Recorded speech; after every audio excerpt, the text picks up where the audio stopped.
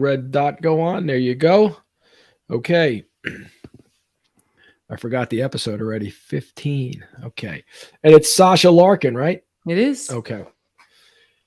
Good evening, folks. Welcome back to the RF Factor, episode 15 with Sasha Larkin.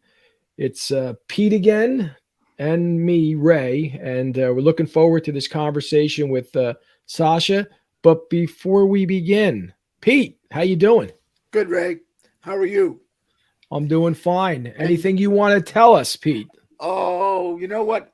I usually say that same old thing every week about relentless follow-up and You're the tired. RF factor. You're but tired. I'm not going to repeat it tonight. I mean, there's 15 times already? Everybody must be sick of it. Yeah. I'll skip this one, but RF factor stands for relentless follow-up. And Yes. if you're going to put a new program in place, a new initiative, you put policies in place, you put general orders in place. If nobody follows up on them, after a while, they just float away like feathers up in the sky, and it takes relentless follow-up to make sure that everything you intended to happen is happening. And if not, why not? So that enough of that, Ray. Let's get into it tonight. Oh, okay. We got a great guest. She's all set up. She's got like Radio Free Europe there, man. I love it. Yes. Hey, Sasha, really happy that you came on board with us tonight. I know we've been trying to connect with you. You are kind of busy. You work for a very busy Metropolitan Police Department. So thanks for making time with us here. Thank you. you. Let me just throw it right out to you. Tell us about yourself. Well, thank you, Ray and Pete. I'm really excited and honored to be here. And Pete, before I forget, relentless follow-up. Did you get that from Ghetto Side, the book, Ghetto Side? No, actually, we were just talking one day and trying to understand what we were going to do, and it fell out, and it turned into the RF factor. I love it. I love that. Yeah, but I'd like to hear your take on that. We'd like to hear that. Right. It's actually, your timing is divine with that saying. So there's a book. It's called Ghetto Side. It was written by some cops out of LA. And it's really, if you're in law enforcement, you should read Ghetto Side. It is one of the most eye-opening books. And it's not something you're going to read and go, oh, I never thought of it like that. It's just, it really goes down to the brass tacks of relentless follow-up. It talks about the fact that through a lot of the decades, 80s, 90s, even into the early 2000s, how in a lot of major cities, there was a disproportionate number of minorities suffering and being victims of homicide. And it talked about the fact that there was a perception in a lot of places where maybe the police put different focus, different intensity, different value on those cases than they did in a wealthy neighborhood or a white victim, right? And it really went back to the amount of money a homicide costs any community, right? People don't really break down, $8 million, $10 million by the time you're talking about court and imprisonment and all of the different processes. But it talked about how regardless of who your victim is, relentless follow-up.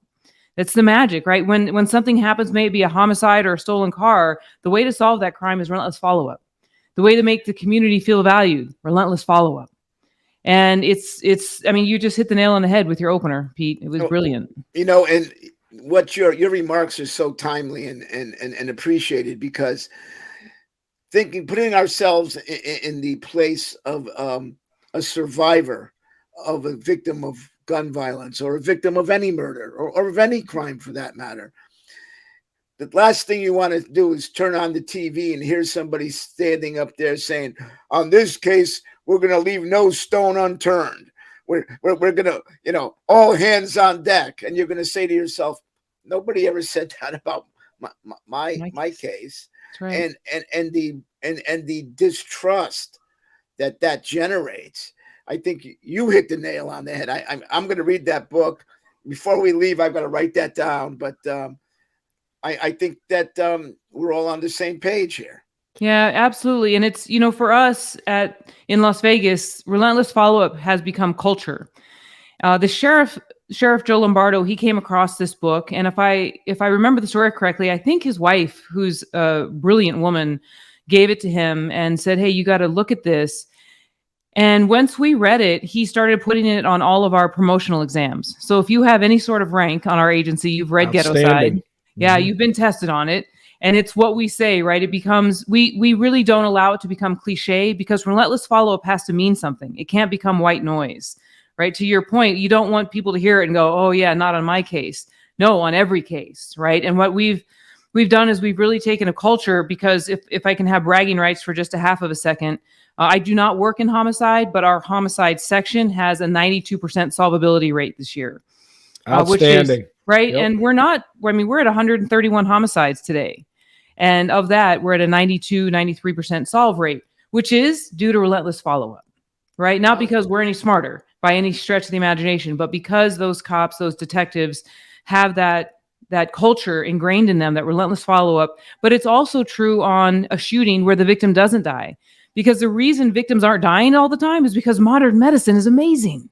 Yep, right? I mean, we're keeping more and more people alive, thankfully, but we have to give them just as much attention on their cases, because a bona fide shooter is a bona fide shooter, regardless if it's a kill or not. And we owe them the same amount of respect and adoration to their case as a person who passes away. So relentless follow-up for us is really important. So I'm happy to hear that you guys are putting that out as a platform, because the more that law enforcement goes to embrace that, like you're right, Pete, you said the more we earn community trust, because they will see that we are hopefully operating from a place that they understand is colorblind, that is socioeconomically equal, right? Regardless of where you come from. And I think that's the magic in us earning their trust, is that they understand that if you're a victim, we're going to treat your case the same. Right. Wow. Pete. Wow. Right. Mic drop right there. Yeah. Right? And I want to go up front. This was not scripted. This was complete surprise. That's half the fun, right? Absolutely. In fact, one of our prior guests actually called us out on the relentless follow-up, and you know who he is. We were just talking about Chris Bellavita. Yes. And he really did that in a sense to sort of pin us down, to have us really explain what relentless follow-up was. I really wish I had a lifeline that I could have called you on that particular night, because the way you've explained it is far better than I could even visualize it. I do want to get into your background because it's exceptional, but I will also tell you that what we've recognized with relentless follow-up is that it's also critically important in terms of advancing initiatives and projects and to be able to innovate organizations. And we joke around often, Pete and I, that it's about looking in the rearview mirror. You can't, as a leader, you just cannot always be looking ahead. You have to constantly look back in your rearview mirror and checking what's going on and following up on those projects. So love to hear a little bit about your thoughts on that as well. But please tell us about your background. So I was born and raised in Albuquerque, New Mexico. And so I've been a Southwest girl the majority of my life. I came to Vegas after college. So I'll let you in on a little secret, Ray. You might know this about me or you might not, but growing up, I was a classically trained ballet dancer, like point shoes and all, right? I do. Yep, I remember. I can neither confirm nor deny if I ever wore a tutu, but I did wear point shoes. I'm just kidding. But I moved to Vegas to really pursue my dream of being a classically trained dancer and ballet dancer. And you have to be careful in Vegas when you say dancer. I really have to preface it by saying I wore point shoes and a leotard. So I just want to be clear about that. We're clear. We're clear. But as sometimes, they always say that there's nothing God loves more than a good plan. So as I was executing what I thought was my life plan, I was working at a restaurant during the day, and I always wanted to go to graduate school. I just didn't have the funds to do it right away. And I was bartending at a restaurant, and the recruiters for the Las Vegas Metropolitan Police Department used to come into the restaurant where I worked. And they said, "Oh, you should join the police department. We're hiring." And I said, "Well, I'm going to go to grad school, and then I'm going to consider going federal." I thought I would go to the FBI. I really wanted to be like Agent Scully. Do you remember Agent Scully? Yes. Yes. She was my hero. And so I was going to go to the FBI and do that. I didn't understand how much paperwork you feds, Pete, have to do. I didn't understand that it wasn't what Agent Scully was doing. So they said, "Well, just come on a ride along and you can see what it's like." And that was it. The second you get in a black and white and you get to answer calls for service and you're going from one exciting call to the other and you're driving down Las Vegas Boulevard, and that was it. I'd been bitten by the bug. and they recruited me, and I joined up in late 98 and went to the academy in 99. And it's been the dream of a lifetime. I don't have one regret. I tell people all the time, they pay me to do what I love. And every job I've had, I've loved. I've never worked a job where I didn't want to get up and go to work. I get up every day at 4:15, full of spit and vinegar, and I just have a hard time turning it off, because this is it. This is my passion, and how lucky I am to live it. You're a deputy chief now, right? I am. I'm the deputy chief of Homeland Security, which means I run counterterrorism. I run our fusion center, our real-time crime center. I have SWAT, K9, air support, Homeland saturation team. I have criminal intel, organized crime, public corruption, all the what I considered really the best job on the department. That's it? That's all you have? What are you doing? What do you do in your spare time? I have 4 children. My God. No, so Sasha, when I first met you, was actually at the Naval Postgraduate School. Right. It was I think it was at the Fusion Liaison training first before we started. Fusion Center Leadership, that week-long FCLP, wasn't it? Yeah, I'm not sure if it was. Yeah, I know we would teach together there, but I thought originally was when there was a Fusion Center training that was directed at liaison officer. Regardless, I think you're right. Regardless, I was taken back by because back then in the Fusion Center network, this outreach into the law enforcement community as well as the other communities, whether it was the public or security, it was tough for Fusion Centers to get in that lane. And you and your partner in crime at that time, you guys made it sound so easy the way you did it. And it was really based on trust and relationships with the people you worked with. And I thought that was just exceptional, the way you did that. Can you explain that? Sure. So I will preface this by saying, if you would have told me 23 years ago that I would ever do this kind of work, it wouldn't have made sense in my brain, right? And I think that's the beauty of the evolution of policing, is that, we're in our 20s, we sign up, and at least when I signed up, I wanted to drive fast, catch bad guys, take them to jail, and repeat. And at that time, we didn't have a policy manual that was, a foot long, and we didn't have anything that said you couldn't drive fast or chase somebody. And so it was a different era in policing, and it really was a time when we had a different connection to the community. We had a different connection to the public. And I don't think that I quite understood as a young patrol cop how important that legitimacy was for our agency, for our profession, and for people to really trust us, because I thought my job was to get bad guys off the street and the public would trust me. So through that evolution, I spent a long time on the street. I loved being a street cop. That's why I signed up. I spent many, many years as a patrol cop. And, I tinkered around in some investigative units. I went to Vice for a while because, as you can imagine, in Vegas, that's a pretty interesting job. And worked undercover there for a while. I went to organized crime for a while and worked undercover. And then I came back and worked on the street as a field training officer, and I loved that job. And while I was a field training officer in 2004, I was involved in 2 officer-involved shootings in 1 year. And when I came back, I had an in-custody death at the end of that year, where a man jumped out of a window on PCP naked, because they're always naked, Ray. They're always naked. Jumped out of a 3rd-story window and landed on the hood of my car. And by the way, I also want to just add that in my career, 3 times a shot, stabbed, or bloody person has landed on the hood of my car. Who does that happen to? So when people ask me, do you have any regrets? I'm like, no, I've had a great career. I've had people land on my car often. But in that instance, he ended up passing away from the trauma and bleeding out. But the reason that matters is at the end of that, my captain came down and said, hey, maybe you and your gray cloud should go get off the street for a minute and go take your war stories and go teach at the police academy.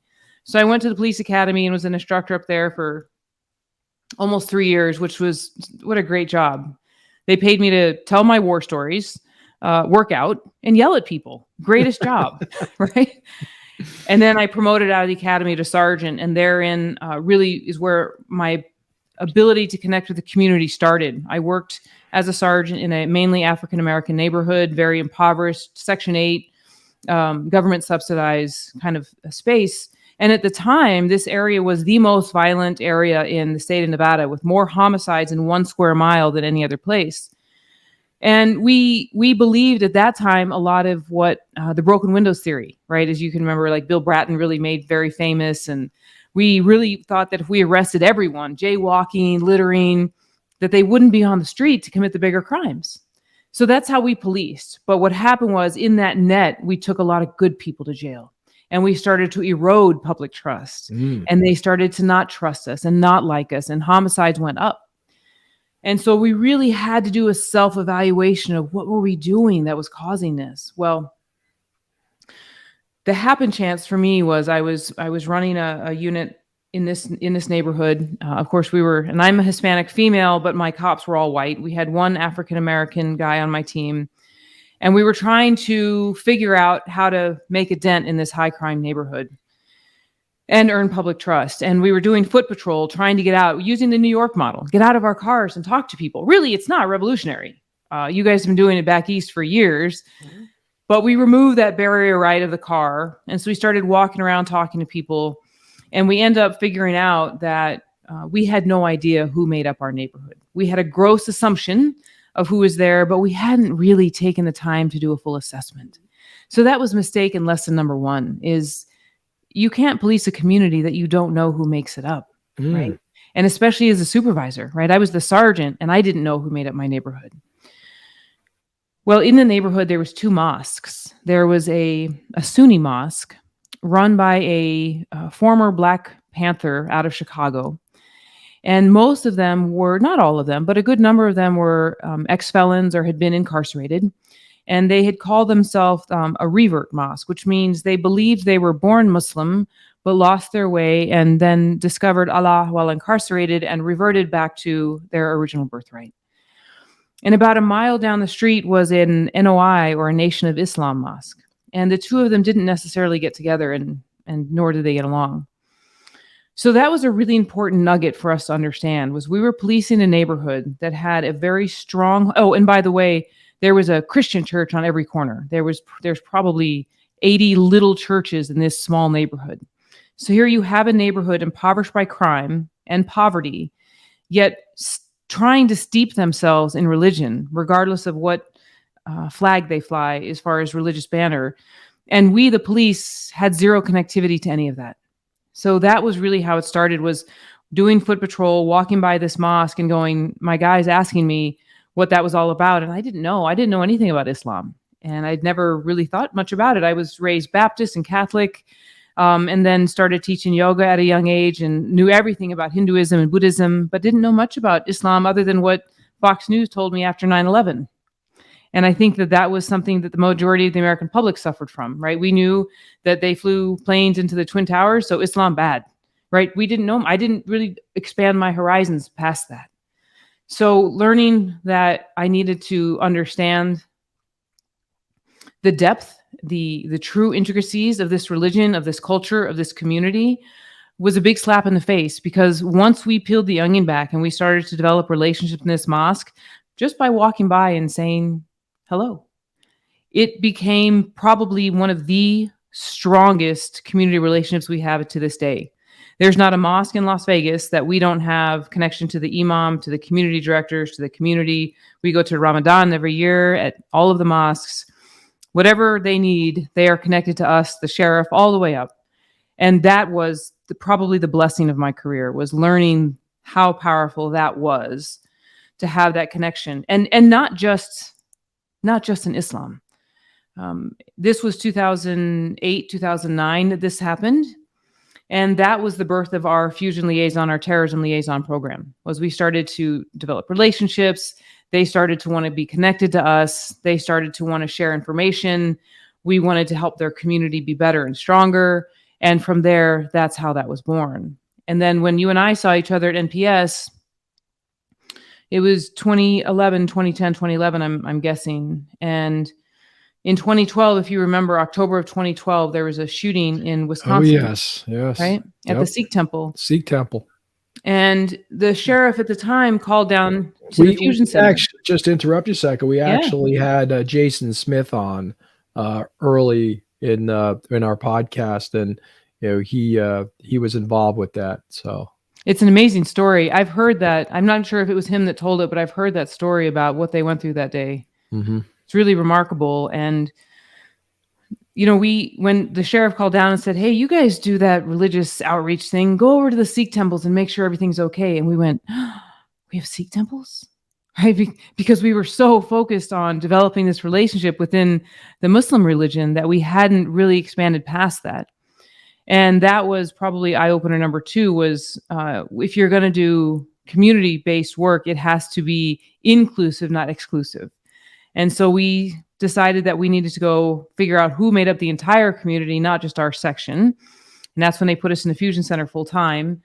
And we began what became one of the largest outreach programs in the country as far as religious connectivity. And now I would say that there's not a religious facility that we don't have some sort of connection to within our community. And we're about 2 million residents right now, 42 million visitors. So it's not as big as, Jersey or New York. So we still have the ability to navigate it, but it's a big little city, which makes it a little bit easier for us to do that relationship development in.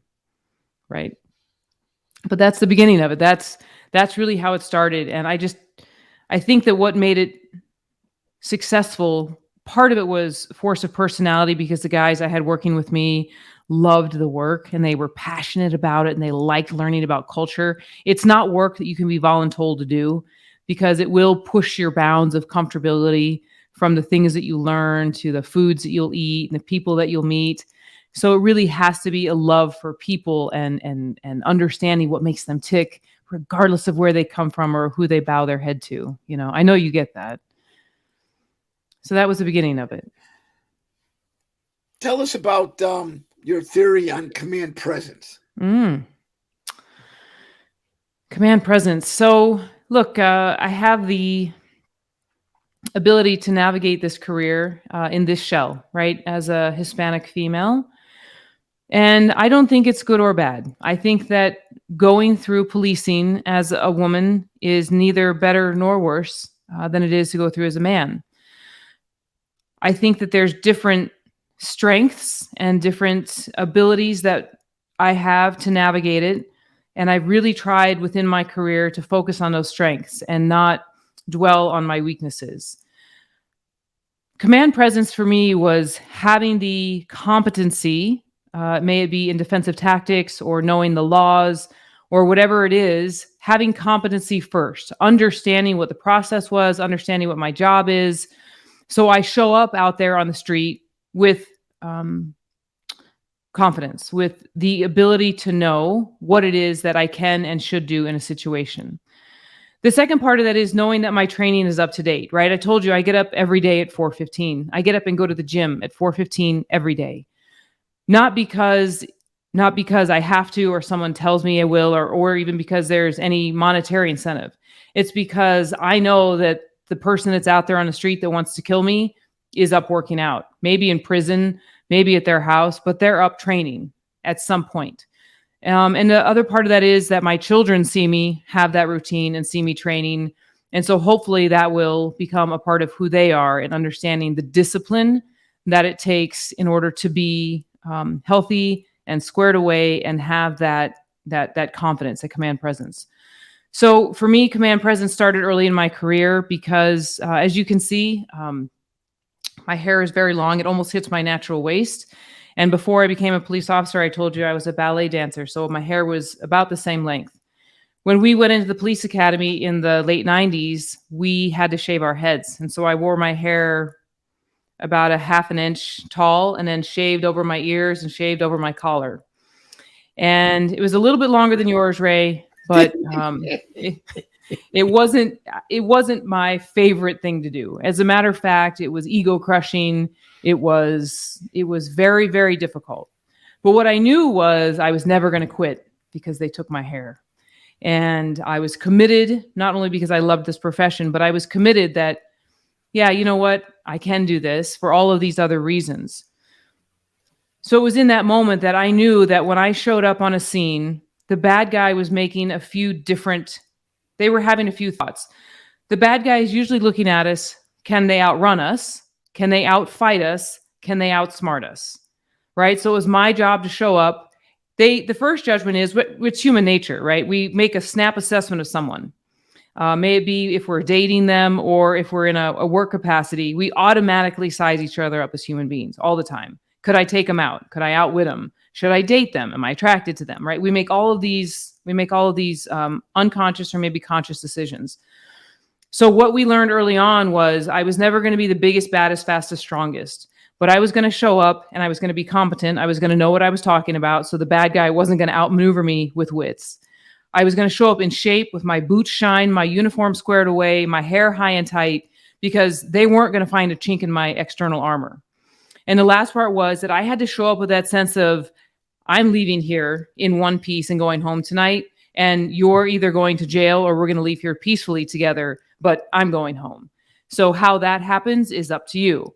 And so for me, it was just that essence of knowing that I was going to allow them, of course, right, to dictate the scenario as far as any use of force or anything else that was going to occur. But I knew the rules, I knew the regulations, I knew my policy and procedure, and I was going to make sure it was the most peaceful interaction that they would allow it to be. So command presence, and what I always teach to new cops coming through is it's that belief in yourself. It's that understanding that you are competent, you are prepared for that scenario, and you've done everything up into that moment to be ready for it. Because once you're in the fight, it's too late to coulda, shoulda, woulda. And it's something that you can't tell someone until you're in the moment. And having been in 2 officer involved shootings, I will tell you that training matters. Training paid off for me in those two incidents. And things that happen subconsciously that you learn on the range, that you learn during defensive tactics, whatever it is, they saved my life twice. So I will never cancel my cops' training days unless it's an emergency. I ensure that happens for them because one day it will save their life too. So I hope that answers your question, Pete. For me, command presence is just that belief and knowledge in your strength and yourself and showing up out there and making sure that the bad guy sees it because they are making that judgment on us just as we are on them. Now you know that you're obligated to write a book about this, right? I don't know about that. But seriously, we're waiting for the book now. I mean, this is outstanding. I thought I was going to get a little description. And well, you got me talking about something I believe in and that I love very much. You know, these, especially now, 23 years into my career, and I get to see these young cops coming up. They have a very different experience than we did out on the street. You know, they'll never know policing without an iPhone, without a body-worn camera, which I believe in wholeheartedly. But I think that it's just a different experience. So we have to give them all of our tools and experiences that they can navigate without making some of the mistakes that we did, you know? I'll give you a good example of command presence. I was thinking when you were talking. When I was a field training officer, I had this young kid that had just graduated the academy, and we stopped this big tall guy. He looked like a known serial shoplifter in the area. And so my guy gets him stopped and we put him in front of our patrol car, and he grabs the top of his foot and he pulls his heel towards his glute and he's stretching. And I looked at my trainee and I said, hey, I think he's stretching. And it didn't dawn on him why he would be stretching. And we had just gotten tasers. It was like 2004, I think 2003, 2004. And so this guy for a good 4 or 5 minutes stretches side to side, legs, calves. He might as well have been ready to go play a football game for the NFL. And my poor trainee, you know, he's just fresh out of the academy. He's in his basic ready stance. He's got his little notebook out. He's asking all the questions he was supposed to ask. And that guy took off running. And anyway, we ended up catching him, taking him into custody. And I told my kid, I said, hey, did you notice that he was stretching and getting ready to go? He goes, no, but why did he do that? Why did he decide to run? I said, oh, it's command presence, right? He knew that you were so nervous. You were more worried about getting that information written down than you were of embracing the person. Because at the end of the day, we're in the people business. Internally and externally, we're in the people business, right? And what makes a good cop is that ability to talk to people without that checklist, I think. And so to me, that's command presence, right? Is paying attention to the person. Wow. Outstanding. So, Sasha, there certainly are things that, regardless of how much you prepare, it's not until you're in the thick of things that you realize what's happening. And Yeah. I want to bring you back for a moment to October 2017, what you and your agency experienced with the Harvest Music Festival. Can you tell us about that? And again, maybe tell us from the perspective of, what you've learned that you've been now able to pass on to the folks under your command.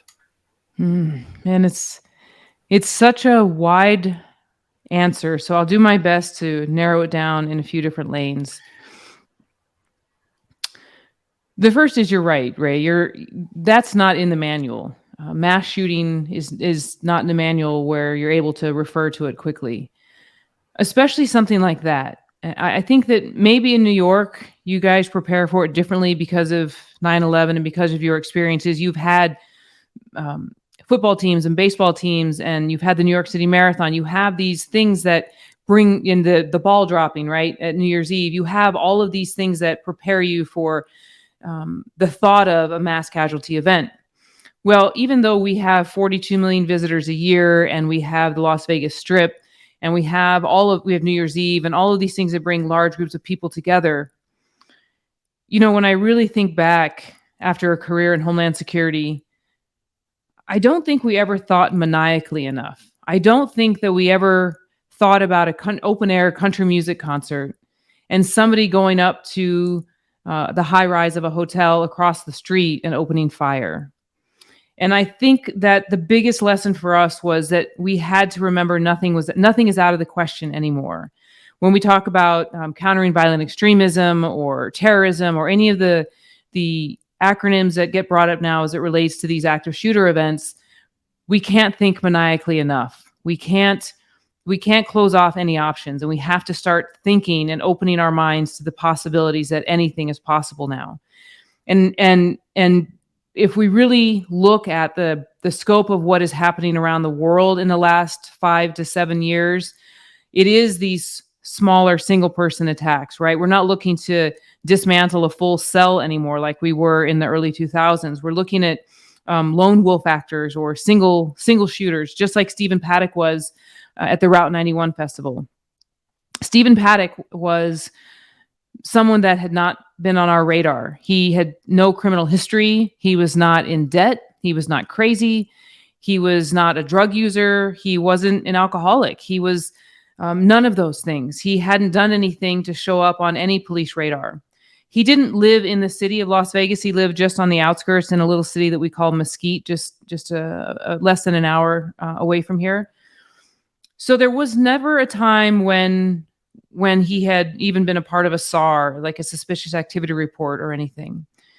But he did come to Vegas to gamble a lot. He was a high roller of sorts. He did spend a lot of money in the casinos. And the FBI came afterwards and did an investigation. The behavioral analysis unit came out and said he suffered from severe narcissistic tendencies. So I guess that's a tough one to get to show up on your radar, because there's probably many people out there that probably have some sort or some form of these behavioral characteristics. So what did we learn on that day, other than not thinking maniacally enough? We learned the importance of command and control. We learned the importance of how we communicate. Everything from the radio channels that we use at a special event to the radio station, the radio channel for our for communications with dispatch within the area command that the special event sits. What do I mean by that? When we have a large event, because we do a lot of special events, concerts and fights and stuff like that, they're on a separate channel. So they're not interfering with the radio traffic of the calls for service of the neighborhood or the area command that the event is happening in. But what happened on this night was that the shooting breaks out, and they're on the special events radio channel. So the area command that housed this event, the Strip, didn't know that this shooting was occurring until these calls started coming in from callers that were leaving the Route 91 festival or people that were still there calling for help. So there was a little bit of a breakdown in communication that we had to overcome. The second part of that is we had trained since I'm sure you guys will remember, but November of 2008 in Mumbai, India, Lakshar-e-Taiba terrorist organization comes off the coast of Mumbai, right, and does what we call the multi-simulated attacks, simultaneous attacks at various locations. They take over the Taj Hotel, the Oberoi, hospitals, cafes, taxi cabs. And it was the first time that we had seen these terrorists also then use secondary explosive devices to target first responders. So we had sent folks to India in 2008 to do the debrief of this incident. And the biggest takeaways for us was the importance of a relationship between police and fire. And then the second was, how do we prevent first responders from over-converging at an event and then being the victim of a secondary explosive device, or even just a victim of over-convergence, right? So when they came back, we started in 2010, and something that I teach at NPS a lot is the importance, and it is just the essential communication and training and partnership between the police department and the fire department. Now, look, I'd be lying if I didn't tell you I didn't have a plethora of fire jokes. And the fact that they get to work half the time and make twice the money, yes, I'm every once in a while jealous about it. But that relationship for us on 1 October saved lives, without a doubt. We've been training with our fire department for the last decade. We stole something from LA called MACTAC, which was what they were using to prevent overconvergence and how they respond to coordinated simultaneous attacks, multi-assault, casualty, terrorist attacks. We brought it back for our cops. We molded it to fit our city, and we started training it in 2010. We brought the fire department in 2011, and we trained all of the police and fire in Southern Nevada in this tactic. And it covers everything from how you respond to how you create force protection teams when you go into the warm zones to get people out. And it was that on 1 October that saved lives. The fire department had bulletproof vests that they had gotten on a grant. They knew what our response was. We knew what theirs was. They were willing and able to come in with us into arguably a hot zone at that time. And they absolutely saved lives. But that would have never happened if we didn't have that pre-planning and coordination with them. So to me, those were the two biggest takeaways, that getting how to get our cops there safely, not over-converge them, how to have clear communication of command and control, because that incident was so chaotic for so long. I mean, you have to remember in the first 10 to 12 minutes, we didn't know where the shooter was. And probably arguably even longer than that. We couldn't figure out where he was. And because the way Las Vegas Boulevard is situated, the hotel, the sound reverberates off of those buildings. So 1 minute it would sound like the shooting was coming from the west side. Then the next minute it sounded like it was coming from the north side. So incredible. The cops, they didn't know where to point their guns. And they were trying really hard. They were running towards gunfire, but they just couldn't figure out where it was coming from. And I think that's the most harrowing part of that, is how do you stop an attack that you can't find? And so, look, there's hundreds of takeaways that we got, little nuances and nuggets of things that we would do different or things that we would do better. But I'm so proud of the police officers that were there that night. There was 50 cops working overtime at that event, and 4 sergeants and a lieutenant. And as far as I'm concerned, they're all heroes. They all did a phenomenal job. We did lose a police officer, Charleston Hartfield. He was shot trying to rescue someone. And then we had a few officers that were injured. Casey Clarkson, he's a sergeant actually for me in SWAT now. He got shot in the neck. And then Brady Cook, he was day 2 out of the police academy. He was shot in the arm through and through, and then through the side of his chest. But none of them left the fight. None of them quit. They all stayed engaged and saved lives that night, which is really, for me, the magic of what it is that we do out there. And listen, 60 people lost their lives, 58 people originally. We've lost 2 others since then due to post-related traumas. And then, over 800 people were shot or injured that didn't lose their lives, but have lasting post-traumatic stress syndrome, lasting injuries, and rebuildings of bones and different things. And then in closing, Ray, to answer your question, one of the biggest takeaways was the mental well-being and mental health of our first responders. When I hired on, we would, and I know it's the same for both of you, we would go call to call. You would pull a dead baby out of a swimming pool. You'd maybe go to a fatal accident, and you'd go on a homicide with a gang shooting, and then you would go to lunch. Right. And then and that's day in and day out and day in and day out. And that accumulated trauma goes somewhere. And then now you layer on top of it, you have a mass casualty event. You have 9/11, you have 1 October. We have something that shocks the consciousness on a level that none of us can really conceptualize. And we expect our cops to go back to work. And at some point we had to go, hold on. We need to start normalizing wellness. We need to start normalizing with our cops that it's okay to not be okay. As a matter of fact, after it happened, I called up to NYPD and I said, hey, tell me a little bit about the process. What happened in the years that followed 9/11? And the woman I talked to up there said,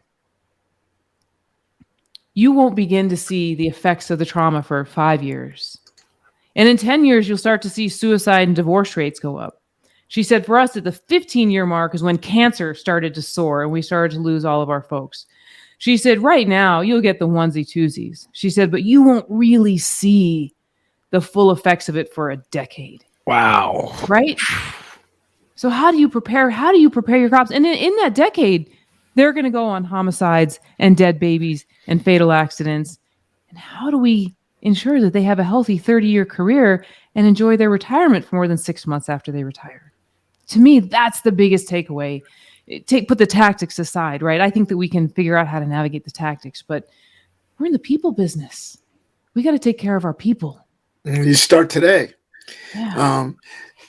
And what exacerbates this, I think, is the fact that these police officers turn on the nightly news or they pick up the newspaper and they see that they're not appreciated and they're accused of doing things that maybe they personally are never been involved in. And I think that just piles on the stress of feeling unappreciated and at the same time having to deal with all of these thoughts that they have and tragic events. Yeah, it does. You know, it's interesting you said that, Pete, because I think what you're describing is the broad brushstroke, right? And look, social media has amplified that 1,000 times. It was interesting to come full circle.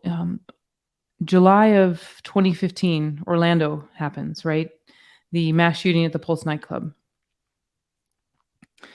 And that was a Saturday night. Sunday morning, I wake up to the news and I see that. And I called my team. At the time, I was back running the outreach program. We were building at the time the Office of Community Engagement. We were really undertaking this mass transition of how we did community policing on our organization. And the sheriff, Joe Lombardo, and our undersheriff at the time, Kevin McMahill, they said, look, we want the community to see that we're going to take this very seriously. So we built a whole bureau around community policing. And the FLO program was housed in this umbrella. So I called my team and I said, hey, I don't know if you guys saw what happened in Orlando, but we're going to go to work. So meet me at the office in an hour and be in your uniform. So we went down to headquarters and we pulled up all of the addresses of LGBTQ nightclubs, bars, and restaurants in Las Vegas. We got our addresses for all of our mosques and we broke up into pairs. And I said, look, we failed. We've been really focused on religions and being in all of these places, which we'd done a remarkable job at. But we hadn't really spent any time in the LGBT community. And let me pause right there for a moment and tell you why that matters. Look, Ray, something that we studied at NPS that always made sense to me. You know, Dr. Dave Brandon taught this lesson, and I'll never. It's changed the course of my career. Social isolation leads to radicalization or the potential thereof. If a community feels divergent, isolated, secluded, or separate from the greater whole, they have a greater chance of connecting with something that gives them that sense of connection. May that be radicalized through, some sort of act of terrorism. May that be through gangs. And even we see young girls that get radicalized by a pimp. They get pulled in because they were alone, they were separate from, and then they find someone to connect to that makes them feel whole, that makes them feel seen, right? So you have these communities that feel separate. Well, the LGBT community in many cities is separate from the greater whole, right? Judged, not accepted, and not part of the actual community. And I think that especially the police maybe don't go out of their way to bring them in, right? So after the Pulse nightclub happens, we recognize there's 3 communities on this day in July that were painted with a broad brushstroke in the news: LGBT community, the Islamic community, and law enforcement. Because I don't know if you remember, the early report said there was an LGBTQ bar that had the Pulse nightclub, and this subject goes in, and he had been into the bar, they said, a few times before, and then he goes and carries out this attack, and he was associated with Islam, with the Muslim religion. So in one broad brushstroke, they say the Pulse nightclub must have done something, said something to set him off, to hurt his feelings, to offend him, right? This is why he comes back and carries out this attack. The second broad brushstroke is another Islamic radicalized terrorist. The third broad brushstroke was the police. They said the police waited outside for X amount of minutes and didn't go in. They were cowardice. They didn't have a plan. Whatever it was, right? The media made all of these early statements. So here we are, 3 very different and separate communities: police, Muslims, and LGBTQ. So I told my folks, I said, look, people are going to look at this and think, what a tragedy that the media will talk like this. I said, I think that we can spin this differently. I think we can make this a really powerful opportunity for connection. We're going to go to these LGBTQ bars with our hat in our hand and apologize for not coming here sooner. We're going to apologize for not coming to be a part of their community before tragedy struck. And we're going to ask them if they want to be connected to us, if they want to know us, be a part of what we do, learn about us, and more importantly, teach us about them. So that's what we did. We went to all the bars and all the restaurants, and I will tell you that every single one of them welcomed us with open arms. Many of them cried, many of them embraced us and said, "We've been waiting for you. We will feed your cops. We will offer you the restroom if you need it, water, whatever you need, but you guys are afraid to come in here." And I said, well, that all changes today. And then we went to the mosques and we said, look, I'm sorry that this happened again. I understand it's not the Islamic community on a whole that committed this attack. It was one subject. It was one person. And then for our police officers, we said, look, we have to make sure that when tragedy strikes, that we're trained and ready, and that we don't have a hesitation or we don't pause unless it's necessary. So let's train it. Let's learn from their mistakes if they had any. Let's learn from the lessons that they take away from this incident. And we really beefed up our officer training. We have a thing called AOST, Advanced Officer Skills Training, and then RBT, what we do every year with our folks, where we take previous officer-involved shootings or events, and we use the lessons learned in those events to train our cops. Reality-based training is what it stands for.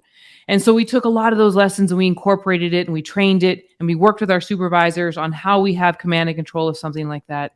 But that day was a great equalizer, to your point, Pete, of how people can feel separate from and how social isolation can really cause such upheaval in a community. But we, the police, have the ability to bring community and police together. And it's not enough, right, for us just to build the bridge between us and the community. Where the magic really happens is when we create an environment where the communities then build a platform to each other. Because it's not enough for them just to feel connected to us. We don't want them to be out in the community looking at each other spitefully or judging each other, because we're all in the same boat at the end of the day, right? We're all in the same boat of preventing crime and terrorism so our children can grow up without fear, so we can walk to the mailbox after dark and not be afraid. But we have to be invested in one another. And the full culmination of that story is after we got into the LGBT community. About a year and a half later, I was down at what we call the center, which is really the hub of our LGBT community. It's where they can go for different services and outreach and things.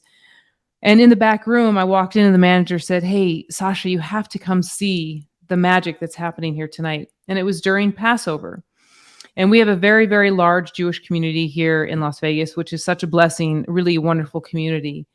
And a group of some of the Jewish folks were at the LGBTQ center having Passover dinner, and it was being served by some of the folks that worked at the center, some of the transgender LGBTQ folks. They were wearing rainbow yarmulkes, and they were singing and dancing and serving. And I had never seen a more joyous event filled with such love and no judgment of one another or who they were or what they represented. It was purely human beings connecting with other human beings, and the labels had all been removed.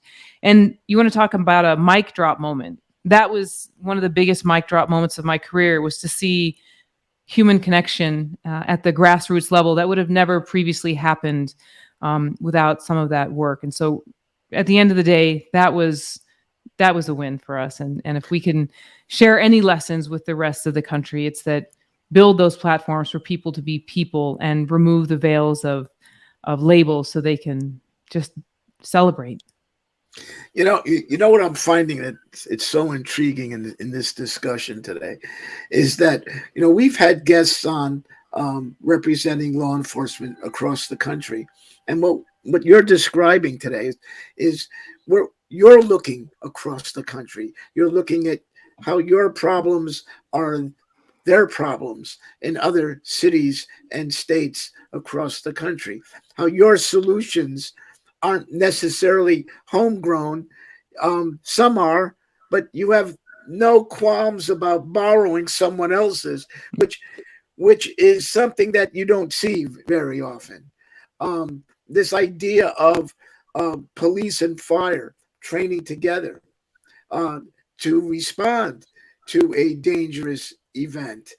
In some places where there is danger, the fire department is actually kept back. Fire and rescue are actually held back from the scene because they don't have this shared knowledge, equipment, training, preparedness that you so farsightedly saw as important.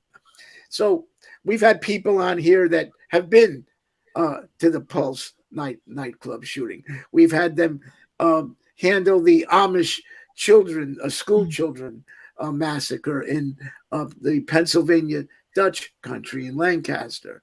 We've had other folks, right, Ray, that were involved in major mass shooting events. And I'm impressed that all of these problems and solutions are all coming together here tonight. But one thing that I do ask every guest that we have on, I ask him this question. In Machiavelli's The Prince, he posed the question, is it better to be loved or feared? Now, I know what Machiavelli said on behalf of the prince, but I think we'd like to hear what your thoughts on that question would be. Is it better to be loved or feared? So listen, I having spent a long time studying Buddhism and Hinduism and the concept of duality, right? There is no light without darkness. Love and fear, love and hate seem to somehow coexist as well.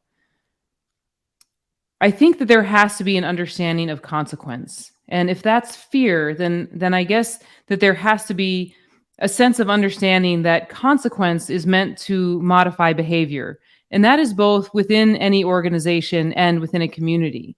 Because if there is no fear of consequence, then there becomes anarchy, there becomes upheaval. And so there has to be some understanding of the balance of right and wrong. And when a decision is made where a correction has to be instituted, then that is probably fear-based. However, if you're talking about interpersonal connection, if you're talking about leadership, then, listen, I've never had to rule with an iron fist internally. I've never had to tell my folks, you'll follow me because I have this on my collar. I've never believed that that was effective. I truly believe what I said when I told you that we're in the people business. And it's a balance for me between allowing them enough space, right? I get to be the visionary. At this rank, I get to be the idea fairy, the visionary. I get to come up with concept and say, hey, let's look at this and see how it applies to us locally. Let's look at A, B, and C. Let's look at, the Pulse nightclub or whatever it is, and figure out how to integrate the best practices here. You guys figure out what that looks like, but I want you to go down this road without micromanaging that. And I've never had to do that while slamming my hand on a desk and telling them they will. However, the other side of that is there is a very clear expectation of excellence in what I expect of them, both within character and work product, that when that's not met, they are held accountable. Every once in a while, I'll raise my voice, but it's very rare, very, very rare. Because I think that at this level, at this point, we're dealing with adults. And if I have to rule by fear, then I'm not going down the right path. So I think there is a balance of fear and love, of hate and love. And I've always felt that if I bring out the best in people and maximize their strengths, and if I support them in their journey, because at the end of the day, it's about their journey. They are the ones that make me successful. I'm not doing all the hard work. They are. And if I support their hard work, if I support their dreams and their ambitions, it really does come full circle. Leadership at the top is very lonely. It can be, especially for someone that's an extrovert, especially for someone that loves people. But what I've learned over the years is that I leave my door open all the time. They can always come in and ask for help, right? The rule is if you're going to bitch up, you have to bitch through the chain before you get to me. But if you just want to come in and ask me about my family or you want to talk to me about yours, my door is always open. But make no mistake about it, my expectations are high. I do run nonstop for about 18 hours a day, and I have a lot of energy, and I have a very high care factor, and I don't settle for mediocrity. So within that space exists both love and fear.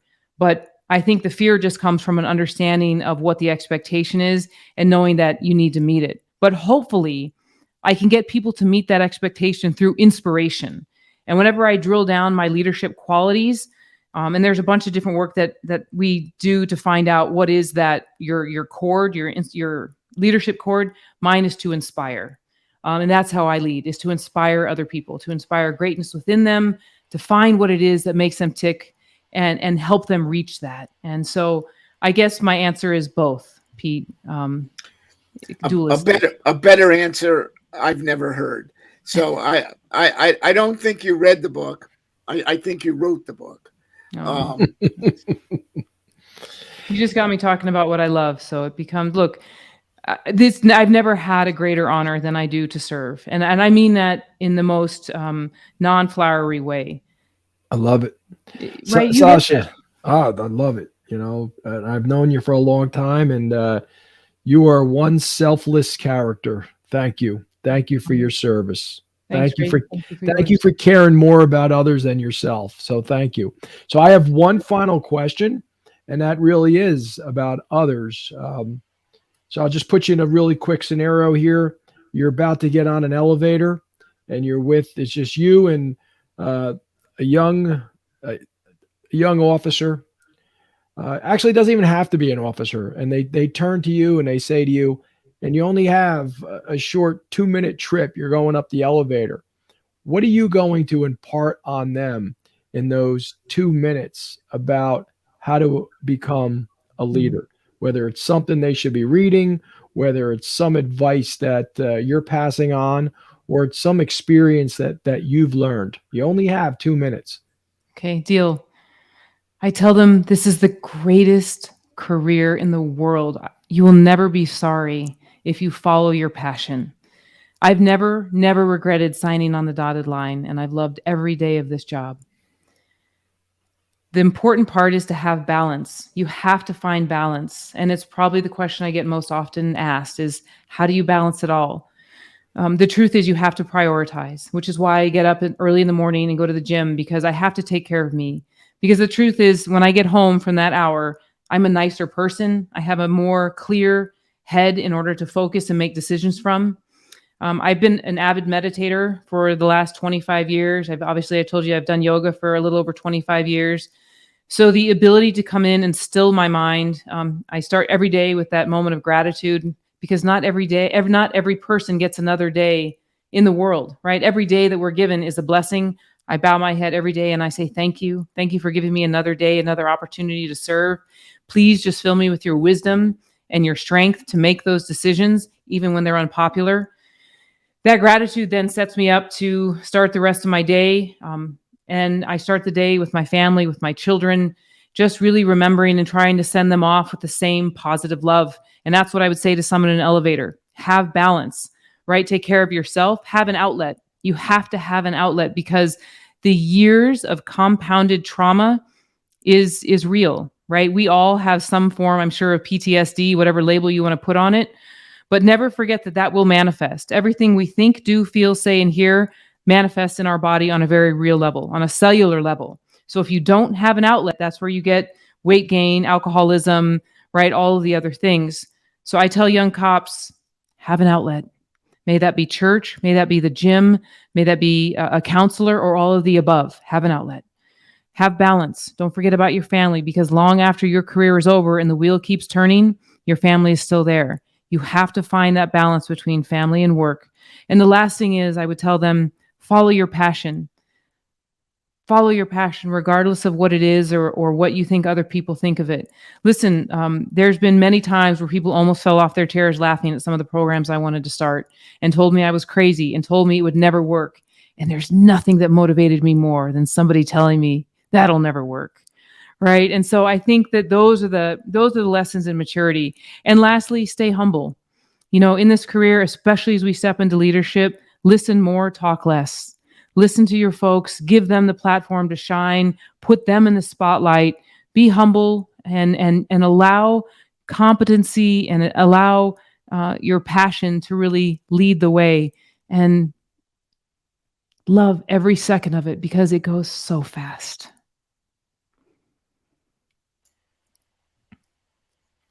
Wow. Boom. Thanks. I was on mute. Pete, I was good at reading lips, though, Ray. Yeah, Pete, that was phenomenal. Yeah. Any last words? For me? Yes. We have to end it now. It was a short elevator. You wanted to get on a higher elevator. That was outstanding. This was great.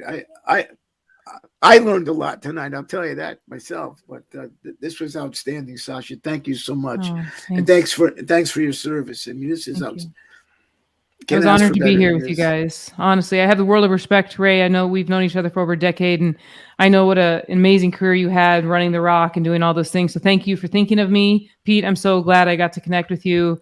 I know the ATF has got their work cut out for them, and they're busier probably now than ever. So thank you for your service, both of you. And I was honored to be a part of this. And I hope all of our brothers and sisters out there continue to serve with such passion, and remember that it really is such important work. And don't let social media or the news tell you otherwise.